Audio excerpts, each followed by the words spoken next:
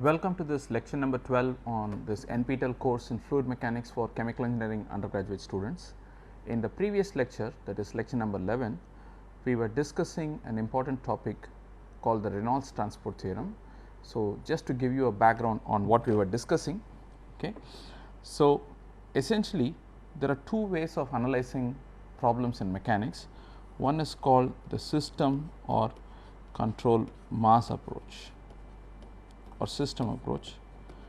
Okay. Here we are following a same set of particles, material particles, fluid particles, okay, and as time proceeds, this particular volume, that's which we call the system, which has the same set of material particles or fluid particles, as the fluid flows after a time t, the same volume will be stretched and deformed, okay, in shape, and it will change its orientation and so on. It will move as the fluid flows, but essentially you are following the same set of fluid particles, okay, as the fluid is moving. Okay. This is not very unlike what one does in simple particle mechanics, Newtonian mechanics, where you identify a mass like a sphere, and then we worry about the forces that are acting on those sphere, and then we can compute the trajectory or motion of the particle by applying Newton's laws of motion. Okay.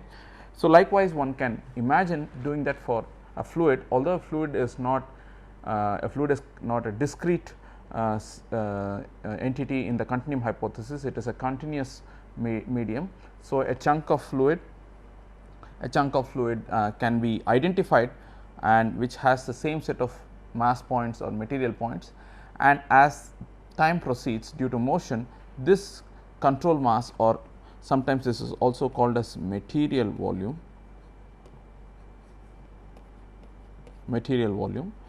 will evolve in time, and we can, once you identify the forces, the body forces and surface forces that are acting on the same set of mass points, you can compute the motion of this by applying Newton's second law. Okay. But the difficulty in fluid mechanics is that we do not want to follow the same set of mass points, because most applications in fluid mechanics, okay, for example, you may have a pump, okay, which is delivering the fluid. So, you may want to understand what is the power requirement in a pump, okay, or you may have a pipe, okay, and you may want to worry about what are the drag forces that are exerted by the flow on a particular section in a pipe.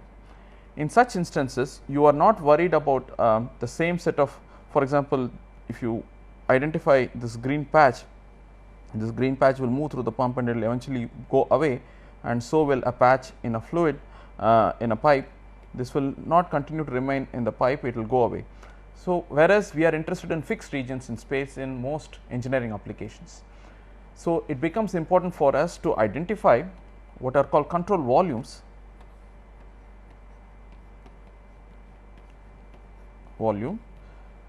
which is a fixed region in space, okay, which can comprise of a device like a pump or pipe and so on. Okay. So, for example, you may have a piping network like this, okay, and you can identify a fictitious boundary where fluid is entering and leaving. There is, it is not a physical boundary, but it is merely that surface that demarcates the region of interest from outside. It is called the control surface, and once you have this, there are these physical boundaries comprised by the wall of the tube, okay, and you can identify this as your region of interest, but fluid continues to come in and leave. So, if you consider a patch of fluid, it will come and then it will leave. Okay. It may not stay in the same region of space, physical region of space, it will continue to move, but whereas this is very convenient, because we are interested in understanding properties such as what must be the work that we must perform on the fluid in order to make it flow at a given flow rate. So, in a pump, for example. So, in such cases we want to identify a fixed region in space, and we want to analyze flow problems. Okay. So, that is called the control volume approach.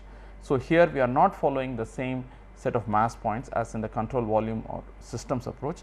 This is the control volume approach. This is the preferred approach in fluid mechanics. Okay. Once we choose this approach, then again we land up with the same issue. For example, when we did Eulerian versus Lagrangian description, we realized that even if you want to work only with like Eulerian description, we cannot compute accelerations by just taking partial derivatives, because accelerations correspond to identifiable piece of a point and a point with a fixed identity and the rate of change of its velocity, not merely the rate of change of velocity with time when expressed in Eulerian coordinates. So, we had a tool called the substantial derivative, which enabled us to calculate the rate at which particle changes its acceleration as you follow the particle at a given point in time and space. Okay. So, likewise here we want to extend a similar idea to not just a single point, but a macroscopic volume. Okay. So, the reason is that eventually we want to write down fundamental principles of mechanics, such as the law of conservation of mass, law of conservation of momentum, which is Newton's second law of motion, and law of conservation of energy, which is first law of thermodynamics. Okay. So, in such instances, all these laws are applicable to identifiable piece of matter in their most natural form. So, for example, Newton's law says that mass times acceleration is equal to sum of forces on an identifiable piece of matter, not on a fixed region in space. So, we need again a tool or a vehicle that transforms control volume information to control mass information, okay, so that we can naturally apply quantity principles such as Newton's second law. Okay. So, this is done by using what is called the Reynolds transport theorem. Okay. This was what we proceeded with in the last lecture. Let me quickly recapitulate what we did.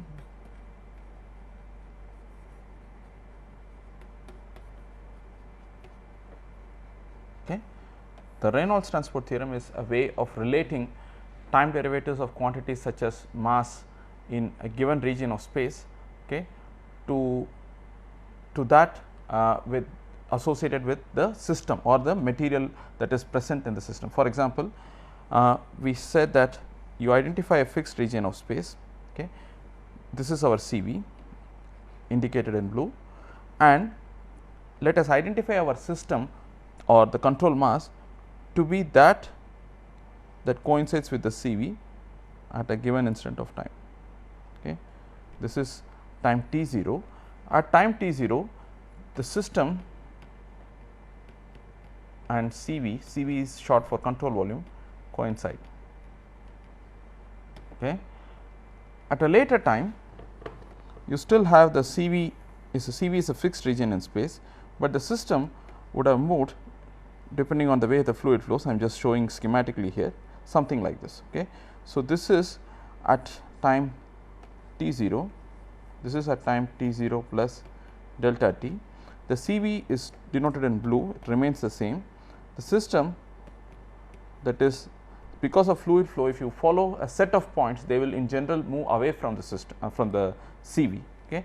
So, we want to be able to write rate of change of instantaneous rate of change of mass, momentum or energy of the fluid that is present in the CV, okay, of the fluid that is present in the system in terms of the variables of the CV, because we want to follow only the control volume approach, while the fundamental principles are most naturally applicable to the control mass approach.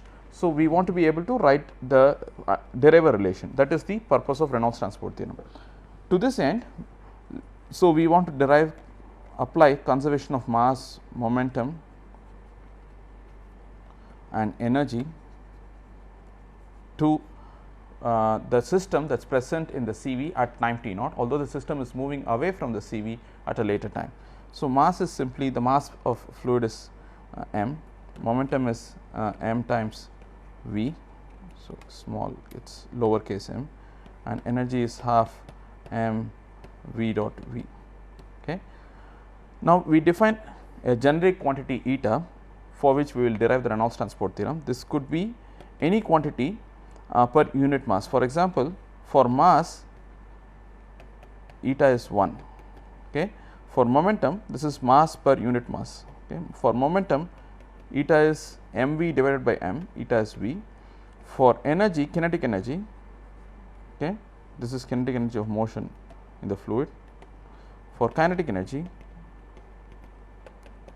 okay, eta becomes half v squared, v dot v I will denote as v squared.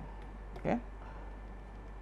So, once we have this, then we are interested in the total amount of quantity that is present in the system of mass, momentum or energy that is obtained by taking a volume integral over the system. So, in my notation V with a cross is the volume, because the V without a cross will be denoted for velocity, will be reserved for velocity. So, to distinguish volume from velocity, I will use a cross. So, this is the volume over the system, eta, which is quantity per unit mass, times rho, which is mass per unit volume, integrated over the volume. This will give you the total amount of either mass, momentum or energy depending on what you put for eta. Okay. So, this is a volume integral, and we are interested in dN by dt of the system and how this is related to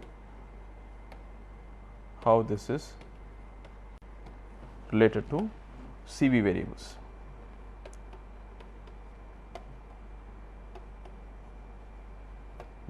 That is the net outcome of the Reynolds transport theorem. Okay. So, what we do is first go back to the figure. So, let us just keep a reference on this figure. So, imagine that at time t0, okay, the system and CV are coinciding, but at a later time the system has left the CV, but there is some, since we are only looking at an infinitesimal time difference, there will be some region 2 where the system and CV still are coinciding. There will be a region 1 where the system has left the CV, and there will be a region 3 which the system has created afresh because of its motion. So, there will be 3 volumes one can identify in this composite thing, and we will try to simplify based on. Okay. So, we will simply look at this diagram, and we will try to simplify our time derivative of all quantities in terms of this particular picture that we have. So, by fundamental definition, the rate of change of the total quantity of either mass, momentum or energy present in the system is limit delta t going to 0. The instantaneous rate of change is the total amount present in the system at t0 plus delta t minus total amount present in the system at t0 divided by delta t. So, that is the fundamental definition. Now, from the figure that I just drew, at t0, okay, the system coincides with CV, because the system and CV coincide at time t0.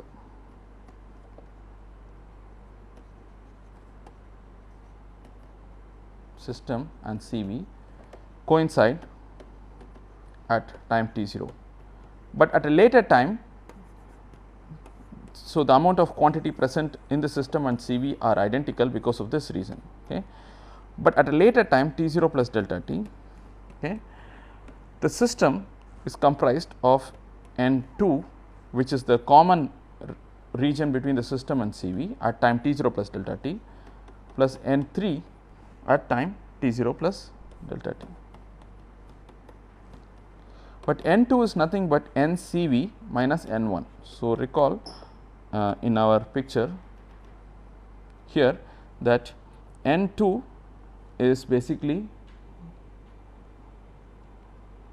okay, N2 is that region which is the total CV volume minus the volume that is vacated by the system at a later time. So, N2 is NCV, which is this entire thing, minus N1, okay, and N3 is the new space that is created by the system due to its motion from the CV. Okay. So, N2 can be written as NCV minus N1 plus N3 will remain as such at T0 plus delta t. Okay. So, I am going to substitute all this in the fundamental definition of time derivative. So, rate of change of the total amount of something that is present in the system is limit delta t going to 0 NCV minus N1 plus N3 at T0 plus delta t minus NCV at T0 divided by delta t. So, this can be split into 2 or 3 terms. So, limit delta t going to 0 NCV at T0 plus delta t minus the amount of various quantities present in the CV at T0 divided by delta T. This is one term. The second term is plus limit delta T going to 0 N3 T0 plus delta T by delta T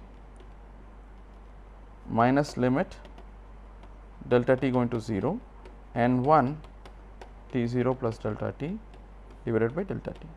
Okay. So, if you look at this expression here, you are just looking at the rate of change of the quantity present in the CV at two different times divided by delta T. So, from fundamental definition of calculus, this is d and CV divided by dt. Okay. So, that is essentially the rate of change of the quantity that is present in the CV. That is very, very simple. So, to be precise, we can put partial derivative. Okay. So, now we have to simplify these two terms. Let us call this term, okay, let us just look at this term. Okay. So, if you recall, the system was here, sorry, the CV was here, the system has moved, okay, and this was region 3. Region 3 is the newly created region. So, what is this? This is the amount of change that is of in any quantity like mass, moment of or energy, because of the fact that the system has moved to this new region in space. Okay. So, how do we calculate this? So, why is the system or control mass moving? The control mass is moving because if you take a patch of surface on the CV, okay, let us say you take a patch of surface on the CV. Now, that patch is moving to a newer region, okay, because of the fact that the fluid on the surface of the CV has some normal velocities, has a component of velocity in the normal direction. Okay. If you consider the CV to be like this, if the fluid is purely tangentially moving on the surface, there cannot be any motion in this direction. Okay. But if there is a normal motion, if at a point the velocity is like this, then there will be a component that is moving in this direction. That means that the system will change its location at a later time by that amount. Okay. So, you take, this is the surface of the CV, this is at at all times, the CV is remaining fixed in space, that is called the CS, surface of the CV is called control surface, okay, and this is the region 3. Okay. And why is this moving? This is moving because this is the unit area. So, this is the area patch. Area is denoted by a magnitude and a direction, because whenever you have area, okay, you can denote its direction by telling the way in which the normal is pointing. You can say the normal is pointing from in to out or out to in. We will normally take in to out, that is called outward unit normal. Okay. So, this area is a vector, area element is a vector, and the velocity in general can point in some direction. Okay. So, this volume that is created over a time delta T, okay, must be because of the fact that the fluid element on this surface has a component in the normal direction. Okay. So, V dot dA is essentially times delta T will be the volume, okay, will be the volume that is traversed by a tiny patch of area on the control surface of the CV, okay, as the system proceeds to leave the CV and occupy a new nearby location. Okay. So, this length is mod V times delta T, okay, if the magnitude of the vector V times delta T. Okay. So, to calculate the volume, okay, so d, the amount of material, so amount of the extent of change in any quantity like mass, moment or energy in a tiny volume due to the motion of the system, okay, from the CV is given by the volume, okay, is given by essentially the amount of quantity per unit mass times mass per unit volume times the volume at T0 plus delta T. Okay. But we know what the volume is, it is eta times rho, okay. dV is something that we just calculated as V dot dA times delta T. Okay. This is dN3 T0 plus delta T. This is the extent of change that you will encounter because of the motion of the fluid through a tiny patch of the control surface, and therefore, there is a new tiny volume that is created, and what is the change in mass momentum of energy due to this volume, that is this term. So, you multiply, you take the quantity either mass momentum or energy multiplied by the per unit mass, okay, that is eta, multiplied by rho, that gives you per unit volume, times the volume itself, which is this. Okay. Now, the total amount is, so we are interested in, if you remember, the quantity limit delta t going to 0 n 3 of T 0 plus delta t divided by delta t, that is the quantity that appeared as one of the terms. Okay. If you remember the previous slide, so you had this term. So, we are now trying to simplify this term. Okay. So, what is that term? That term is nothing but we have eta, okay, and so this is d n. In order to get n, you will do an integral over the control surface, the entire control surface 3, because now if you recall, so the CV and the system, this is the region 3 which is being created, this is the region 1 which is being deleted by the system due to its motion. So, we will do the integral over the entire control surface 3 of d n 3, okay, at T 0 plus delta t divided by delta t. This will be our result, and in order to simplify this further, we will substitute d n from here to here. Okay. So, this term which we are after is simply integral C s 3, okay, eta rho v dot dA delta t divided by delta t. The delta t will cancel out to give limit delta t going to 0 and 3 divided by delta t is nothing but integral over the control surface 3 eta rho v dot dA. Okay.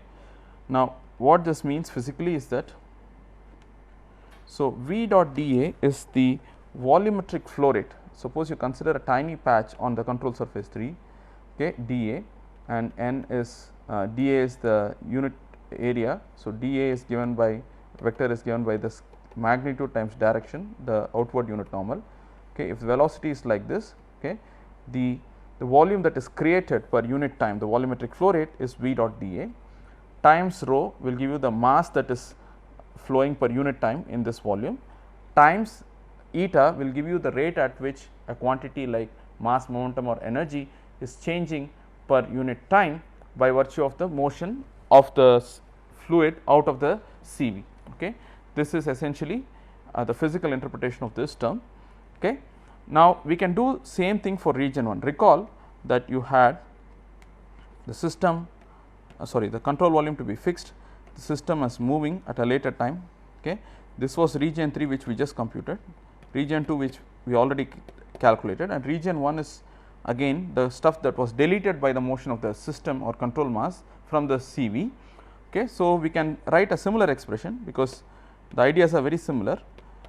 Limit delta t tending to 0 n 1 T 0 plus delta t divided by delta t is equal to. Okay.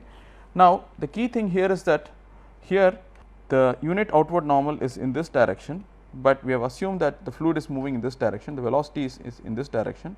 So, v dot dA will be a negative quantity. Okay. Now, but we have already introduced a negative sign here in our earlier slide here earlier we assume that this quantity is already we have taken into account the negative term. So, we have to put an explicit negative sign because we have already taken that negative signs there, because we assume that fluid is the system is deleting this volume. So, since v dot dA is negative, we will put an explicit negative sign. Okay. So, v dot dA is negative rho over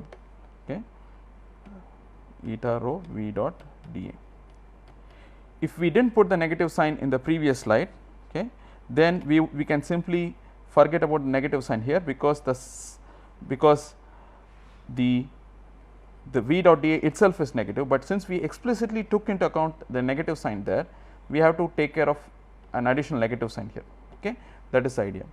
So, if we add all the terms that we have, therefore, okay, if we add all the terms that we have, then dn dt of the system, okay, at a given time t0, okay, is equal to d dt over the Cv of eta rho dV plus integral over Cs1. Okay, now the two negative signs will add to give a positive sign, eta rho v dot dA plus integral over Cs3 eta rho v dot dA. Okay. Now, this is Cs1 and Cs3 will form the entire control surface, because this was the system Cv, sorry, and this was the system. Okay. So, this was control surface, this part was the control surface 3 and this is control surface 1, which was deleted, this is the one that is created. So, this will form the entire control surface of the Cv. So, this is simply eta rho v dot dA. Okay. So, the rate of change of a quantity like mass, momentum or energy that is present in the system at a given time, okay, is equal to, if the system and Cv coincide at that time, is equal to, there are two terms. One contribution is the bulk rate of change of quantities in the Cv itself, eta rho dV. Then the next contribution is due to the motion of fluid in and out of the Cv due to fluid flow, okay, that is the flux term. Okay.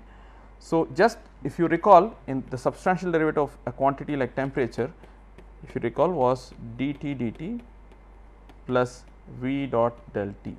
Okay. This was the convected rate of change, this is the local rate of change. Likewise, if you take a finite volume, okay, of Cv, then you ask the question, what is the rate of change of mass, momentum or energy of the fluid material that is present in the Cv. As you follow the material, there will be two contributions. One is the local rate of change present in the Cv itself due to various reasons, and the other is because of the fact that the fluid is flowing in or net, there will be a net flux of fluid in or out depending on the problem, and this will lead to either a efflux of energy, momentum or mass, or an influx of energy, momentum or mass. So, therefore, this contributes to the convection or convected, this is similar to the convected contribution to the substantial derivative. This is because of the flow that takes fluid away, and hence therefore, it takes mass away, momentum away, as well as energy away or into the control volume. So, this is the Reynolds transport theorem. So, the Reynolds transport theorem, sometimes shortened as RTT, says that the rate of change of any quantity such as mass, momentum or energy present in the system at a time t naught is comprised of two parts, assuming that the system and Cv coincide at a time t0, okay, is equal to the inherent rate of change of such quantities within the Cv plus surface contribution, okay, eta rho v dot dA. V dot dA is the volumetric flow rate on a tiny patch about a tiny surface patch, rho times that will be the mass flow rate, and eta times is quantities per unit mass. So, this will be the rate at which certain quantities such as mass, momentum or energy are either carried away or carried into the control surface, control volume, depending on the problem, nature of the problem. Okay. So, the key thing that we must note here is that if you have a Cv, okay, and you take a patch of surface, so that is what I call dA here. Now, this dA is normally written as n times dA, okay, the unit outward normal from the Cv that is pointing outside. So, if v dot n times dA, so v dot vector dA is v dot n times dA. If v dot n is positive, that is v is in the same direction as n, okay, there are two cases. If v dot n is positive, is greater than 0, that means there is a net outflow, okay, there is a net outflow, okay, of fluid. If v dot n is negative, there is an inflow, okay. of fluid around that patch, and if you integrate over the entire patch, if you either find V dot n to be the entire integral to be positive, that means there is a net flow out, and if you find that it is negative, it is net flow in. And also notice that the velocity is measured with respect to the CV, that is, you put a coordinate system, okay, and the velocity is with respect to this coordinate system, okay. Velocity is with respect to the CV, okay. The reason I am mentioning this is that suppose you have a moving CV, okay, this is stationary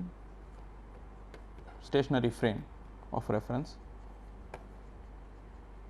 okay. Suppose I have an airplane that is moving, okay.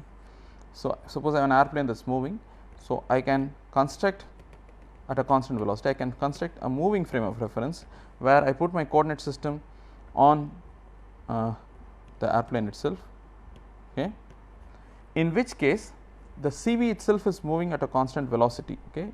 Your CV is not a fixed region in space, it is following the airplane, so it is moving at a constant velocity. So, we can define relative velocity as V minus Vs, let us say the system, the CV is moving with a velocity Vs, okay. Now, the Reynolds transport theorem for a moving frame of reference is dN system by dt is d dt over CV eta rho dV, that remains the same, plus integral over Cs eta rho Vr dot dA. Instead of having absolute velocities, you have relative velocities, because only if the relative velocity is there between the fluid and the control, and the volume and the velocity at which the CV itself is moving, will there be a net inflow or outflow. If the fluid is moving at the same speed as the CV, then there is obviously no net inflow or outflow. So, the Reynolds transport theorem changes in the sense that here for moving frame it is the relative velocity that comes in the flux terms, otherwise it is the same, okay. So, this is a very important result in fluid mechanics, that is Reynolds transport theorem. Now, once we have this tool, we can apply it to the fundamental laws of physics that are as applicable to a fluid, okay. So, essentially we will apply law of conservation of mass, okay, to the CV, then law of conservation of momentum, which is Newton's second law,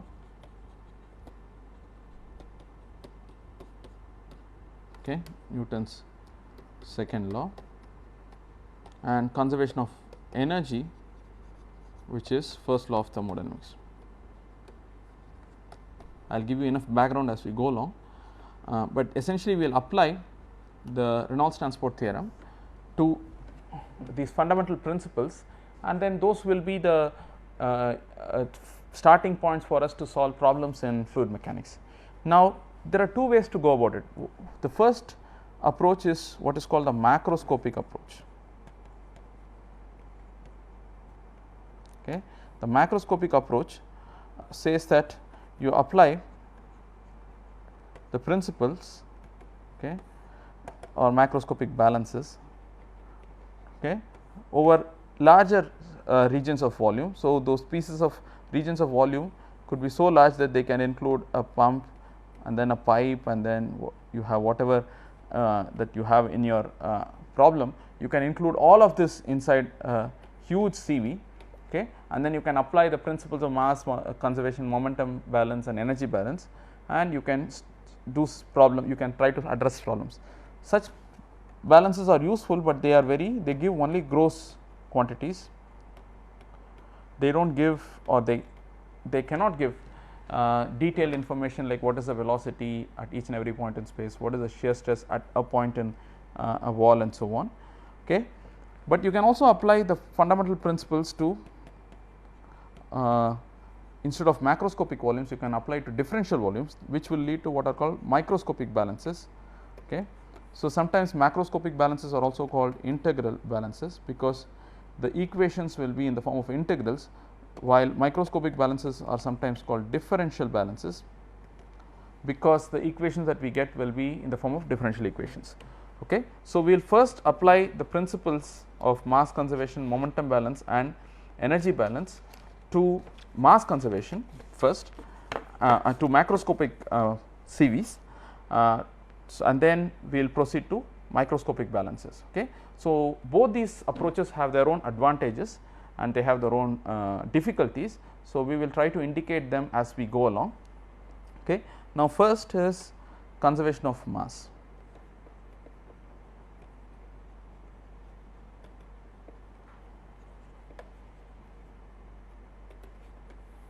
Okay.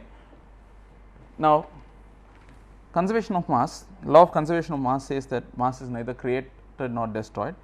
When we apply this to a system, suppose you follow a system or a control volume at time t0 and at a later time, okay, this may undergo a change like this, but if you are following the same set of mass points, because that is the definition of a control mass, that is you are following the same identical set of fluid particles or material particles.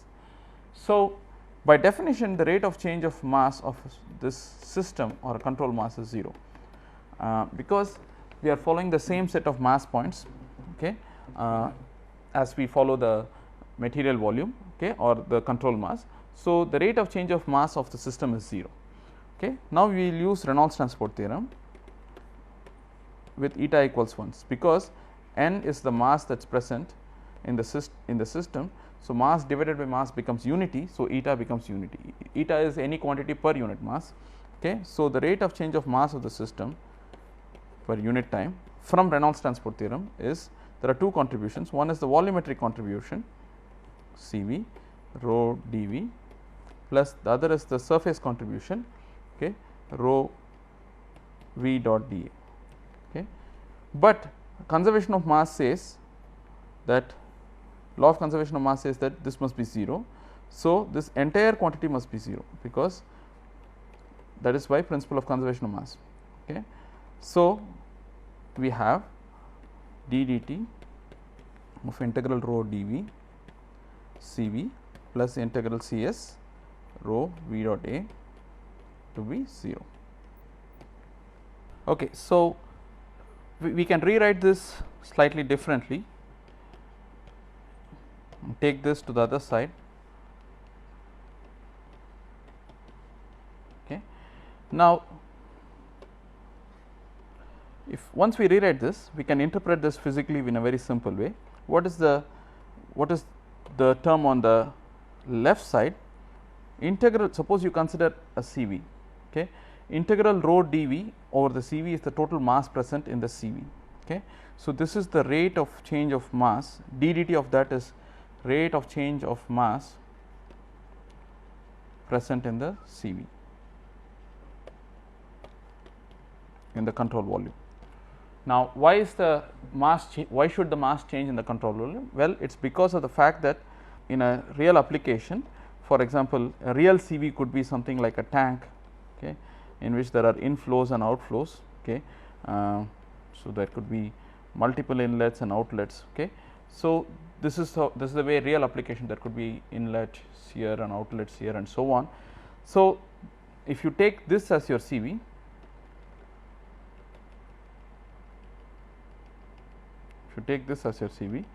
then why is the mass present in the Cv, why should it change? It should change because it should change with time, because there is a net imbalance between the inflow and outflow.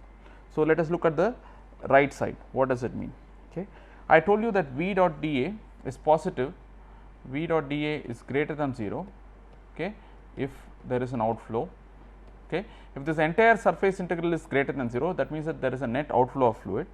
Now, this negative sign means that if there is a net outflow of fluid from a Cv, then of course, the mass of fluid present in the Cv must decrease. Okay. That is what this means.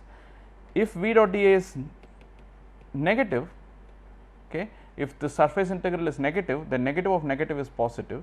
If V dot dA is negative, then there is a net inflow. So, if there is a net inflow through all the flows into the Cv, that means that the mass present in the Cv must increase as a function of time. So, this is a positive quantity. So, that is all it means. Okay.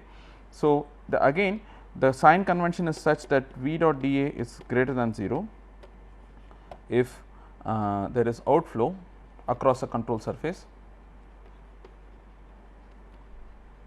across a CS control surface, and V dot dA is less than 0 if there is a inflow across CS. Okay. Now, let us try to simplify this in some special cases. So, special cases where that is the most general form of mass conservation equation, okay, for a CV. Now, let us simplify it for some special cases. First, let us simplify this for an incompressible fluid.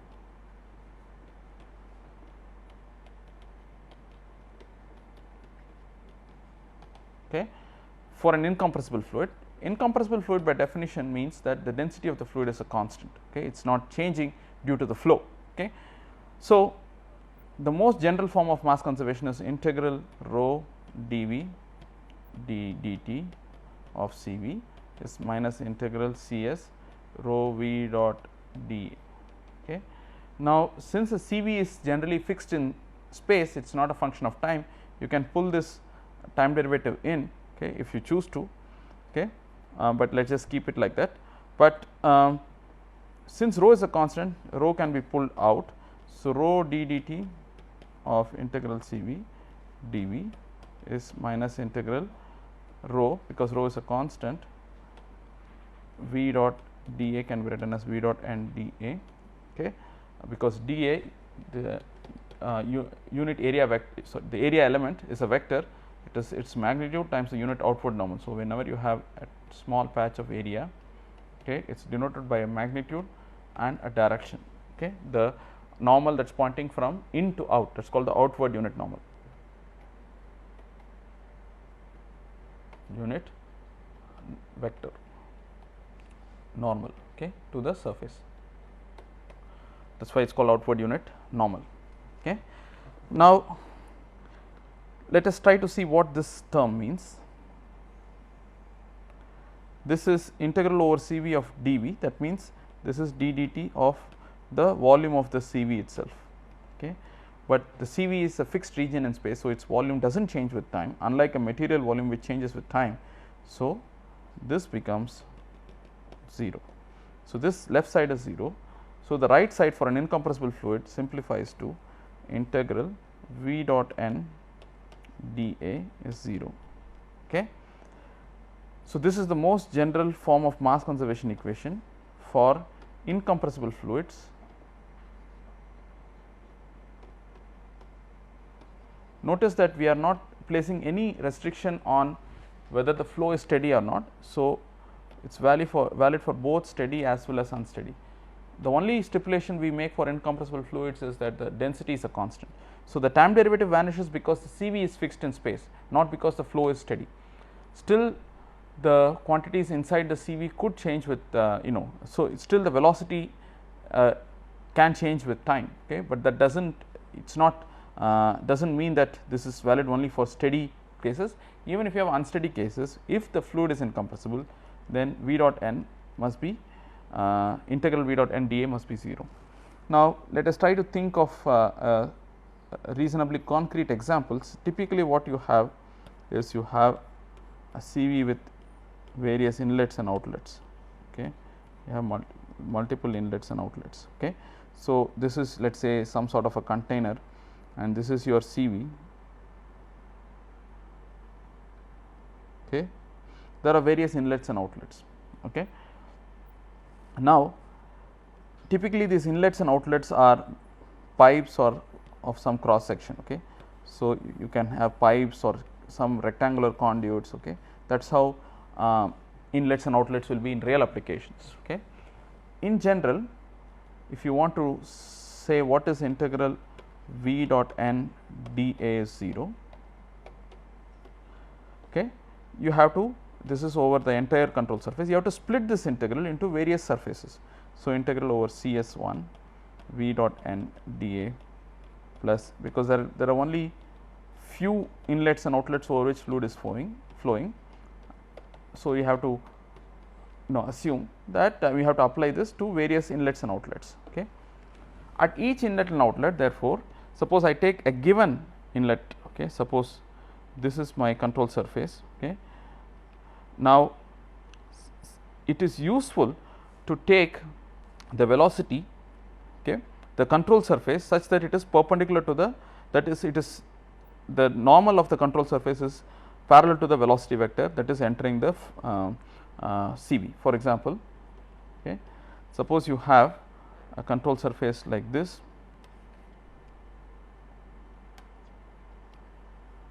let us try to okay. Suppose you have a control surface like this, okay. Suppose you have CV like this, okay. Suppose you have CV like this.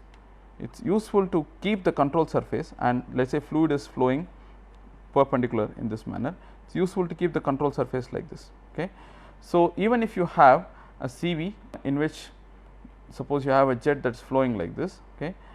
Suppose you have a jet, okay, that is impinging on a surface, and okay, and it is flowing like this. Suppose you have a conical surface, okay, and a jet is impinging and it is leaving, okay. Suppose you want to keep, you draw a CV with a CS, it is useful to keep the CS to be perpendicular to the outflow of or inflow of the fluid, because, so this could be your CV, okay, where the control surfaces are drawn such that they are perpendicular to the outflow, because only then this V dot n becomes a easier quantity to evaluate, okay. So, that is one simplification that one can achieve. The other thing is, whenever you have flow in pipes and channels, we will see later that in general V is a function of the coordinates of the cross sectional area. That is, if I have a pipe, okay, the velocity at various locations in the pipe, the pointwise velocity need not be the same, okay, they are in general different, okay. But if the flow is uniform, if you assume the flow to be uniform, then V is independent of the cross sectional area, okay. That means that at each and every point the velocity vector is pointing in a constant direction and the magnitude is also constant. If so, we have V dot n dA is 0, okay.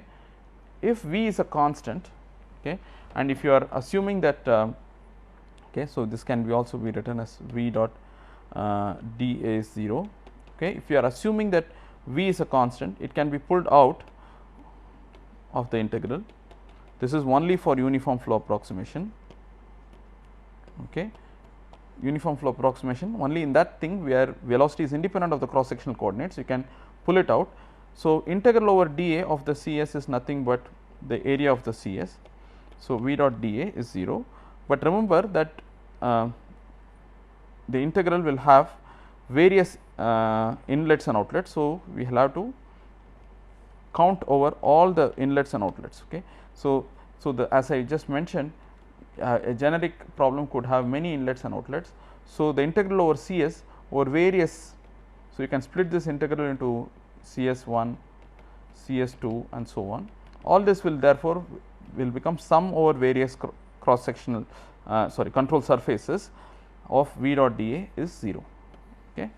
Sorry, V dot A is 0, where A is the area of that particular control surface, and of course, there is a vectorial nature to the area, because it depends on whether there is an inflow or outflow. If V dot A is positive, then this outflow, or if V dot A is negative, it is an inflow, because n is an outward normal. So, the normal to the area points from in to out. If the flow is from out to in, then therefore, the product of these two quantities will be negative. If the velocity is parallel to the area, that is outward normal, then it will be positive, okay.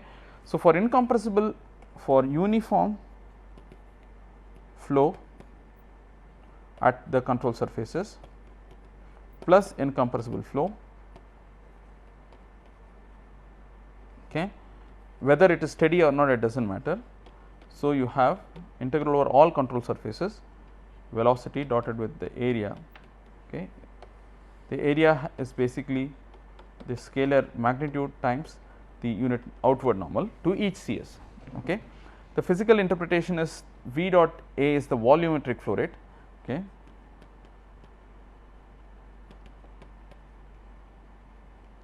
Okay. So, integral over V dot dA over any control surface is the net rate at which volume flows per unit time. out of the CV it is if it is positive, or into the CV if it is negative. So, the units are meter cube per second. Okay. So, essentially for an incompressible fluid, the mass conservation boils down to volume conservation, because density is a constant, density is mass per unit volume. If density is a constant, and since mass conservation, so rho is mass per volume, or mass is rho times volume. If rho is a constant, then mass conservation amounts to volume conservation in incompressible fluids. That is what we are seeing. Okay. Now, sometimes it is useful to think of an average velocity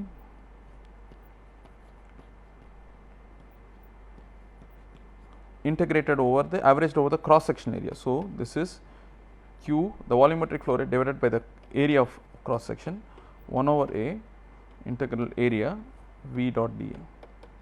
V dot dA is Q. So, Q by A is 1 over A integral V dot dA, that is the average velocity at a cross section, that is the average velocity at a cross section, averaged velocity averaged over the cross section. Okay. Now, the next simplification we will do is the steady flow. Now, the fluid may be compressible. Okay. Fluid may be compressible.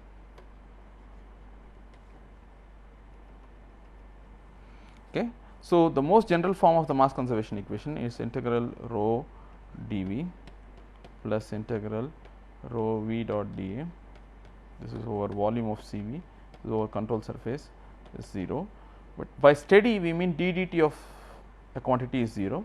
So, steady means this entire quantity, the rate of change of mass is 0, because we are assuming things to be steady in the control volume. So, here you get whether it is an incompressible or compressible fluid. So, rho will occur inside the integral, rho V dot dA is 0. Okay. So, if you assume uniform properties, that is, if rho and velocity do not vary with cross sections, although they may vary across different cross sections, if at each cross section, if rho is a constant, rho V are constant at each cross section, although they may vary across different cross sections, each cross section area of the control surface, then this area integral is trivial. So, it becomes summation over all control surfaces rho. Okay. So, this becomes, rho will still happen inside, because in general rho at different control surfaces can be different. V dot A is 0. Okay. So, if you assume uniform velocity at all inlets and outlets, so in general this can be control surfaces outlets split into outlets rho V dot A. So, at outlets V dot A is positive. So, rho I V I A I, where I is the index that sums over all outlets, minus I is the index over all inlets. Since V dot A is negative, so this becomes rho I V I A I over all inlets, okay, is 0, or okay, this simply translates to summation over all inlets rho I V I A I is summation over all outlets rho I V I A I. This is for a steady flow, the mass conservation equation as applied for a steady flow. Okay, if you just have single input, single output, that is only one inlet and single outlet, we have rho in V in A in is rho out V out A out. This is for a steady flow. Okay. So, we will stop here on the mass conservation balance, mass balance for a CV. We will continue in the next lecture.